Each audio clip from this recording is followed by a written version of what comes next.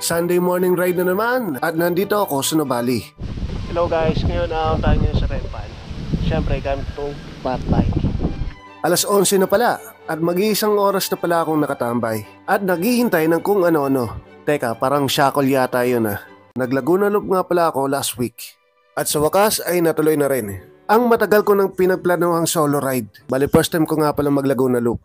At buti na lang nakasurvive ako. Nasa 180 kilometers din yung pinadyak ko. Buong magdamagan. At nakita ko rin ng mga idol natin sila Bumblebike at si Kuya Popoy. Hindi ko napansin kanina kasama ni Sir Bumblebike. Samang mangga. Gusto ko nga sana magpa-autograph sa kanila kaso wala akong nilang ballpen. Repal tayo ngayon. Akong malala na naman si Gedli. Ngayong araw ay chill ride lang ako. Pakyat ng Repal. Morning sir. At syempre para masubukan na rin kung kaya ko bang umahon sa Repal gamit itong fat bike. Madali lang naman punta ng Repal at hindi ka maliligaw ng landas. At dito magsisimula ang ahon. First stage, Marcos Twin Mansion. 11:16, nandito na tayo sa ahon papuntang Marcos Twin Mansion. Huwag kang mag-alala at banayad na ahon lang yan. As in, banayad, at banayad lang ang ahon. Pakyat ng Marcos Twin Mansion. Sa wakas, nakakang tayo ng Marcos Twin Mansion. Mga 7 minutes na ahon din yun mula sa ibaba. At nandito na ako sa Marcos Twin Mansion. Ay ka muna tayo.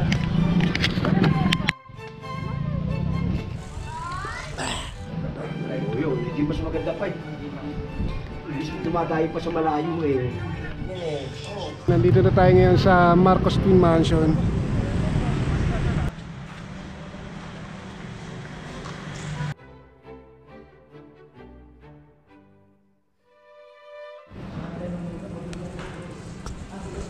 Hello. Tanghaling tapat na at tirik na ang araw, pero marami pa rin dumadagsa ng mga siklista. Oops, time to go. Oras na para umahon sa Barangay Kasili.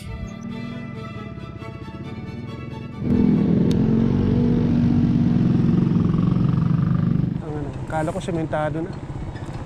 Hindi pa pala. Memorable sa akin tong area na to. Doon banda rin yun, isang plan ko eh.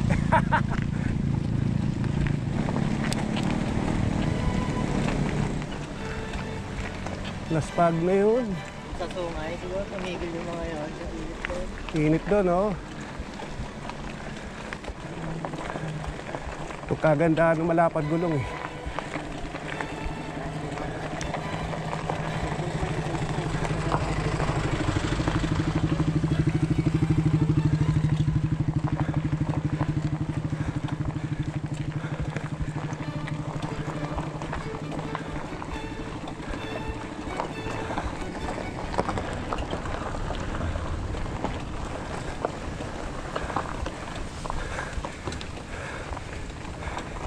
Iyon, kaahon na.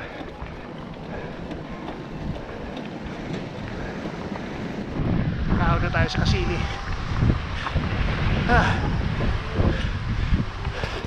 Balik simento ulit.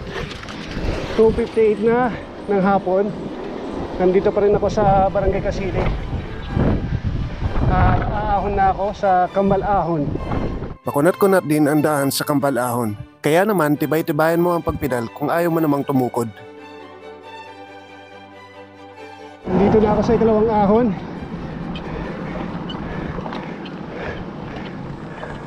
So far, so good. Hindi ka na mainit. Konti na lang. Survive tayo sa Kambal. Shit eh.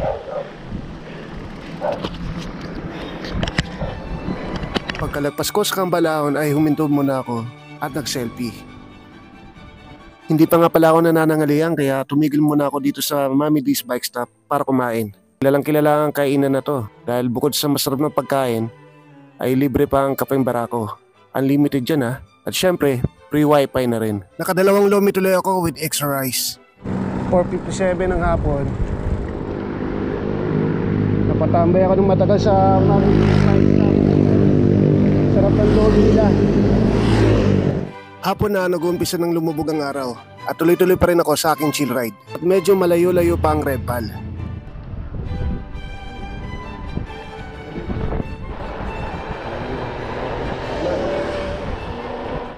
Dito na tayo sa Kilting Elementary School.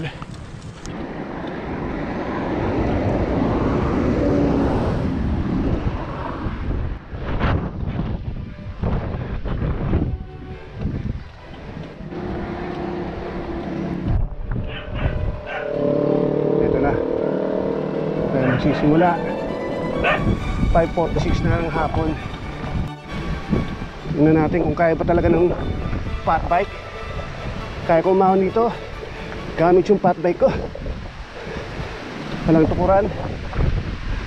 Ipinapakilala ang huling 2 kilometro ng ahon sa Red Pal, o mas kilala sa bansag na last 2 kilometer of pain. At ito na ang pinakamahirap na part ng ruta na iyong aahunin. Hanggang doon sa All is Well.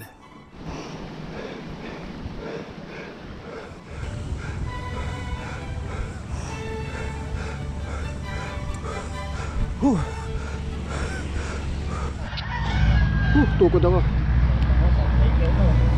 Konti na lang. Nakarating na sana ako sa ahon. Nakarating na sana ako sa dulo. Doon na lang oh. Konti na lang, tumukod pa ako. Ayun, tarik. Pahinga muna tayo. Sayang. Konti na lang. Tumukod pa ako. Konti na lang.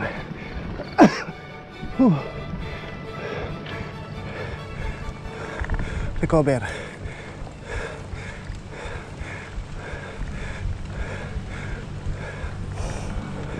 Sa wakas, kaahon din. Sa wakas nakaahon din tayo sa Red Pal. Pero may isang ahon pa papunta ng Allswell. May isang ahon.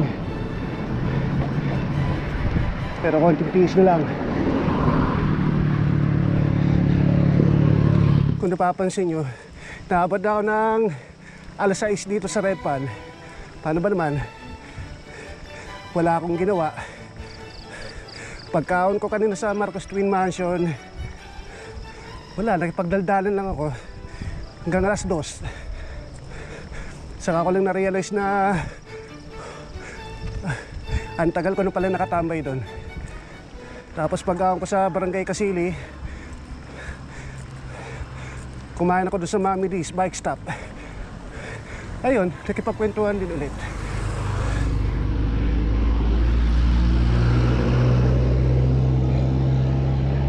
Konti na lang.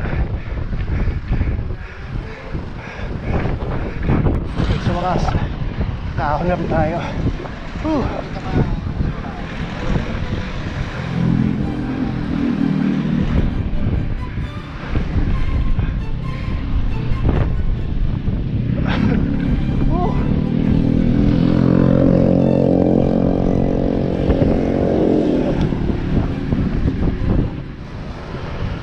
Mukhang sa araw na to akong pinakauli-huling umahon ng Red Pal.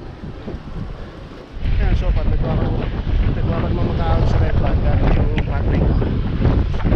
Although tumukod ako isang beses, isang pa ako rito mga 6:13 ng gabi. Oras naman para umuwi at nagdidilim na. Hindi na magtatagal dito.